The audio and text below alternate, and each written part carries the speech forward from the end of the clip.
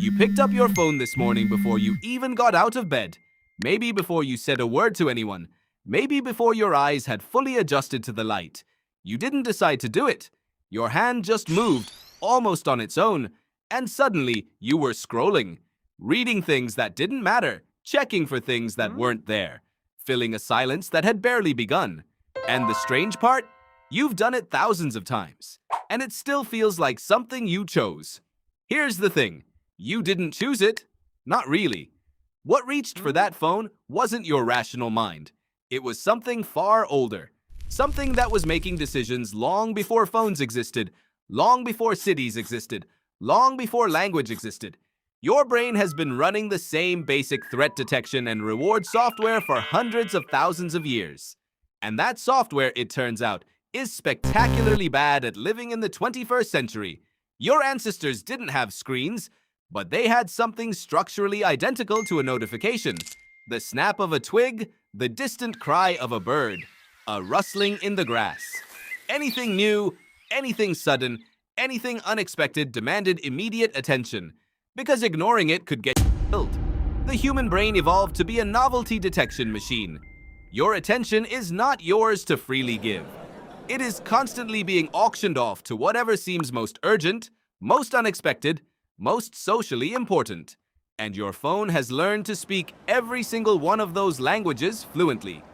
In 2011, researchers Larry Rosen and L. Mark Carrier published findings showing that average phone users were checking their devices every 6 to 7 minutes during waking hours.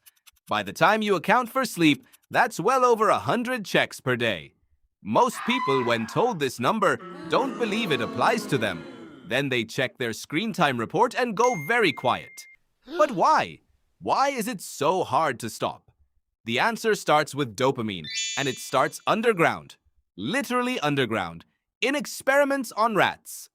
In the 1950s, neuroscientist James Olds accidentally placed an electrode in a rat's brain near what we now call the nucleus accumbens, part of the brain's reward circuit.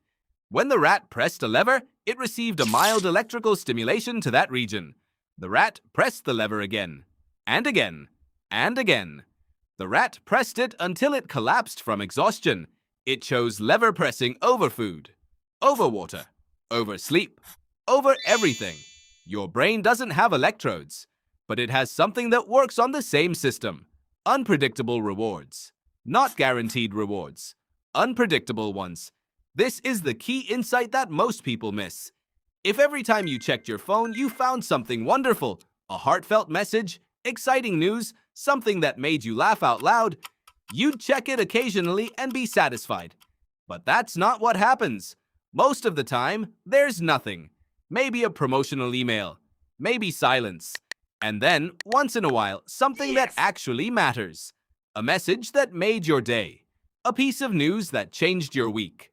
A photo that stopped you cold. Psychologist B.F. Skinner called this pattern variable ratio reinforcement, and it is the most powerful reward schedule the brain responds to. Not fixed rewards, variable ones. The slot machine doesn't pay out every time. It pays out sometimes, unpredictably, and that uncertainty is exactly what keeps you pulling the lever. Your phone is a slot machine. You've had it in your pocket this entire time. But dopamine isn't just about reward. Neuroscientist Kent Berridge, in research spanning decades at the University of Michigan, made a distinction that reshapes how you understand your own behavior. Dopamine, he found, is not actually about pleasure. It is about wanting, about anticipation, about the drive to seek. The pleasure of getting something activates a different system. Opioid receptors, a felt sense of satisfaction. But dopamine is what makes you reach. What makes you search? What keeps you scrolling even when you're not enjoying it? You felt this. You scroll and feel vaguely worse, but you don't stop. Because the dopamine system doesn't care whether you enjoyed the last post. It only cares that the next one might be the one. And layered on top of all this is something even older than reward seeking. Something your ancestors felt standing at the edge of a camp, watching the darkness for movement. It takes less than 5 seconds to smash the like button and subscribe to this channel. 5, 4, 3, 2, 1. Here we go. Social vigilance. Your brain is a social organ. It has always been. For the vast majority of human evolutionary history, your survival depended entirely on your group. Being excluded, being overlooked, being disliked, these weren't abstract social concerns. They were survival threats. The brain treats social rejection through many of the same neural pathways as physical pain, and your phone is your portal to that social world. Missing a message could mean missing something that matters. Not knowing what's being said feels, at a very deep level, like being on the outside of the fire circle in the dark. So you check, not because you think something important happened, but because not knowing costs more than checking. This is why notifications are engineered the way they are.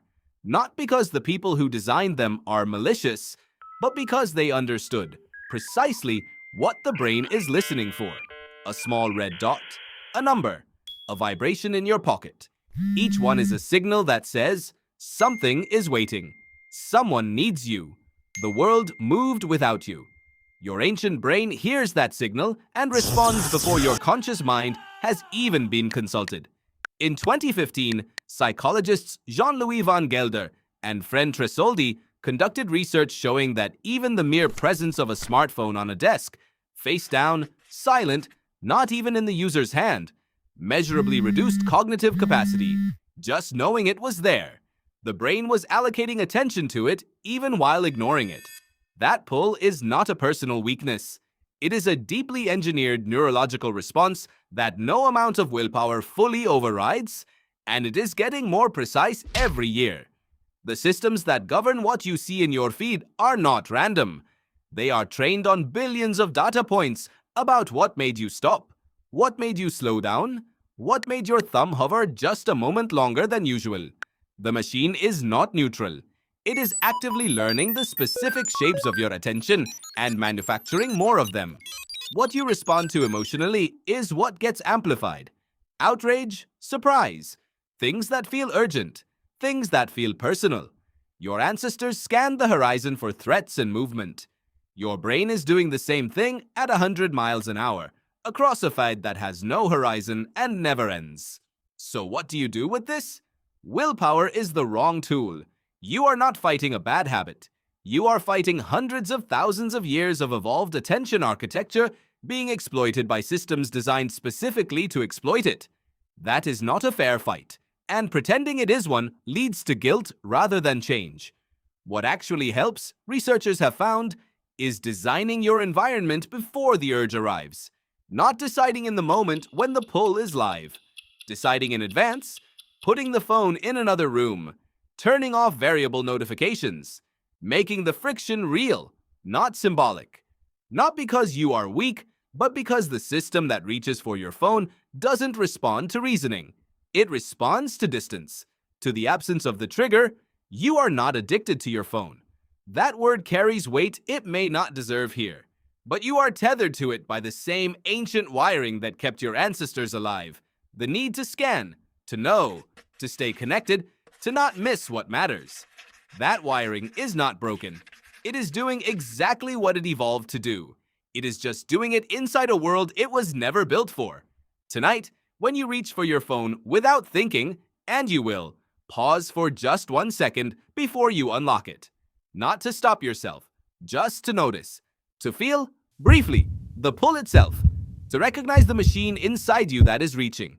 That machine kept your ancestors alive on the open plain. It just can't tell the difference between a predator in the grass and a notification from an app you forgot you downloaded.